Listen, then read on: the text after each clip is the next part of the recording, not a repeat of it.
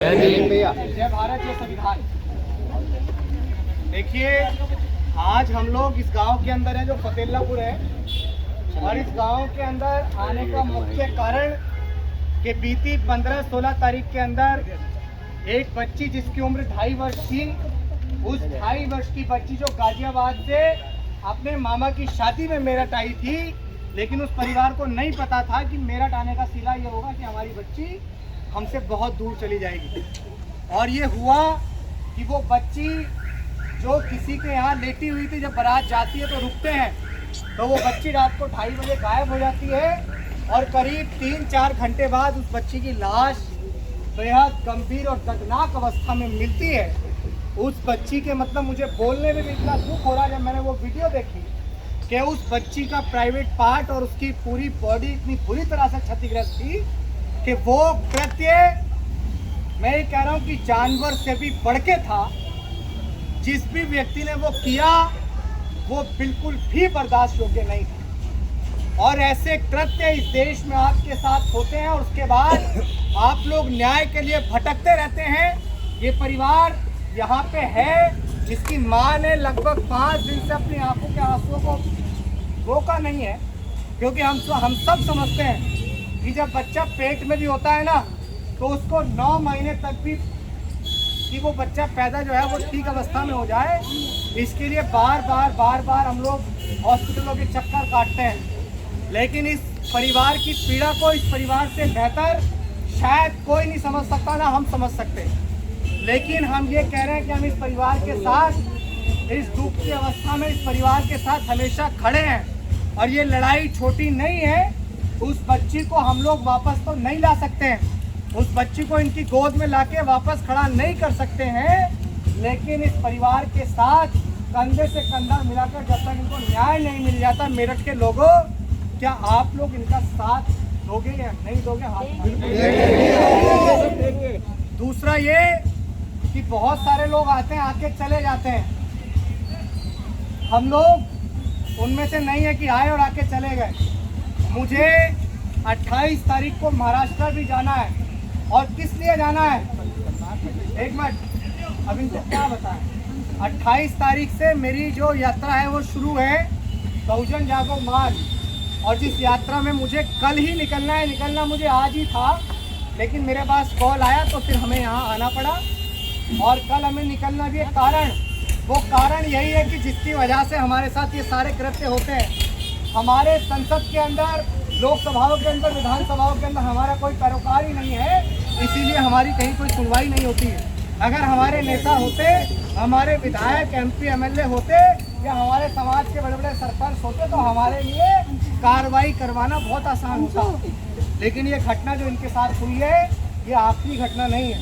हमारी बहन बेटियों की असमतें, रोज 1 घंटे के अंदर कम से कम 10 बलात्कार होते हैं जो शेड्यूल कास्ट के साथ होते हैं। और ये दर्द इतना बड़ा है कि इस दर्द को समझने के लिए आपकी जिंदगी गुजर जाएगी। इसीलिए आपसे कहूँगा, इस परिवार के साथ आप लोग खड़े रहिए। इस परिवार की दुख, मुसीबत, तकलीफ में आप हिस्सेदार बन के खड़े रहिए। हम लोग पूरी मजबूती से समाज को उठाएंगे, और हमारी पूरी यात्रा के अंदर इस परिवार को जब तक न्याय नहीं मिल जाता, ये आवाज़ पूरी बुलंदी से खड़ी रहेगी। और हमारी यात्रा की जब शुरुआत होगी तो उस बच्ची को न्याय दिलाने की आवाज़ के साथ शुरू होगी, और हम इस आवाज़ को पूरे देश के अंदर लेके जाएंगे। अब मेरा आपसे निवेदन है, इस परिवार का आप लोग जो भी आर्थिक सहयोग करते हैं, क्योंकि लड़ाई बहुत लंबी है, इनको चक्कर काटने हैं, इनको आना जाना है, सारी चीज़ें करनी है, तो आप 100, 50, 200 जो भी इस परिवार की मदद करना चाहते हैं, मेरा आपसे विनम्रता पूर्वक ये निवेदन है कि आप इस परिवार की आर्थिक मदद ज़रूर करें। ये भाई मैं इसलिए नहीं करवा रहा हूँ कि आप बहुत पैसे वाले हैं या आप कर सकते हैं, आप सक्षम है, ठीक है, लेकिन हमारी तरफ से आप जब कार्रवाई के लिए इधर उधर जाएंगे तो बच्ची के लिए, उसके सम्मान के लिए, उसको न्याय मिल सके, इसके लिए आप उसमें ऐड कर लेना। क्योंकि जब आप इसके लिए भागेंगे, कल हमारे अलावा कोई और भी आएगा, फिर आपको यहीं आना पड़ेगा।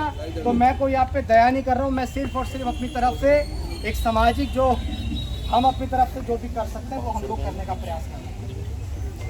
सब बैठे हैं अपनी जगह। और सबसे ये निवेदन है कि ये न्याय की आवाज़ और यहाँ की कानून व्यवस्था, यहाँ के जितने भी अधिकारी, हालांकि वो यहाँ जब हम लोग आए थे मौजूद नहीं थे, लेकिन उनका धन्यवाद कि उन्होंने हमारे ट्वीट को महत्वता देते हुए यहाँ अब अधिकारी मौजूद हैं। आप जितने भी साथी जो मदद कर सकते हैं बैठे बैठे शांतिपूर्ण वो करिए। और अब यहाँ के अधिकारियों से LIO के लोग हमारे बीच खड़े हुए हैं। देखो भाई, हमारे लोगों की जान की कीमत इतनी सस्ती नहीं है। हमारे लोग कीड़े मकोड़ों की तरह मारे जाएंगे और हम लोग बर्दाश्त करके घर पे बैठे रहेंगे, ये बिल्कुल भी बर्दाश्त योग्य कृत्य नहीं है। अभी हम लोग शांतिपूर्ण तरीके से आए हैं, संविधान को मानने वाले लोग हैं, लेकिन हमारे सब्र को बांध को टूटने मत दीजिएगा। उससे पहले आप लोग कार्रवाई करिएगा। उससे पहले जितने भी सस्पेक्टेड एक्यूज्ड हैं उन तमाम लोगों की गिरफ्तारी कर लीजिएगा। अन्यथा हम लोग ये अच्छे से जानते हैं आप लोग कि ये मेरठ है और हमारे लोगों ने मेरठ के अंदर ये हमेशा दर्शा के दिखा रखा है कि अगर हमारे लोगों के साथ कुछ गलत होता है तो हम लोग जितनी शांतिपूर्ण तरीके से आपसे आज कार्रवाई की मांग कर रहे हैं, उतना ही बड़ा आंदोलन और इस जिले को जाम करने का काम भी हम लोग कर सकते हैं। हमें बिल्कुल कमजोर समझने की भूल आप लोग मत करिएगा। तो हम लोग यही विनम्रता पूर्वक कहेंगे कि भाई ये परिवार हमें दोबारा याद ना करे, दोबारा ये ना कहे कि पुलिस हमारी नहीं सुन रही है, वरना ये याद रखना कि हम पुलिस की नहीं सुनेंगे, फिर चाहे जेल हो चाहे फांसी। ये सब लोग अपने दिमाग में उतार लेना कि ये समाज सिर्फ पिटने छिटने के लिए पैदा नहीं हुआ है। इस समाज के अंदर अगर कोई SP DM कलेक्टर इसका ये दिमाग खराब हो गया हो कि भाई हम यहाँ पे ना आएंगे ना सुनेंगे इनकी बात, तो ये समाज पिट छिट के बैठ जाएगा। बेशक कोई पैरोकार नहीं है, लेकिन इस समाज के अंदर डॉक्टर अंबेडकर को मानने वाले समाज सेवक बहुत हैं। आपकी रातों की नींदें हराम हो जाएंगे अगर इस परिवार को न्याय नहीं मिला तो। बहुत बहुत धन्यवाद। मैं आपसे सिर्फ इतना कहूँगा, जितना मेरे पास था जितना मेरे पास था मैंने आपको दिया, मेरा समय मैंने आपको दिया, मेरी ताकत। और आने वाले कल में अगर ये प्रशासन के लोग आपके लिए नहीं सुनते हैं तो आपके सामने अगर हाथ न जुड़वा देना इन लोगों के अभी कार्रवाई करेंगे तो हमारा नाम भी डॉक्टर बाबा साहेब अम्बेडकर के वंशज नहीं। बहुत बहुत धन्यवाद। हाँ भाई, भाई आप लोग जो भी मदद करना चाहते हैं परिवार की मदद करिए।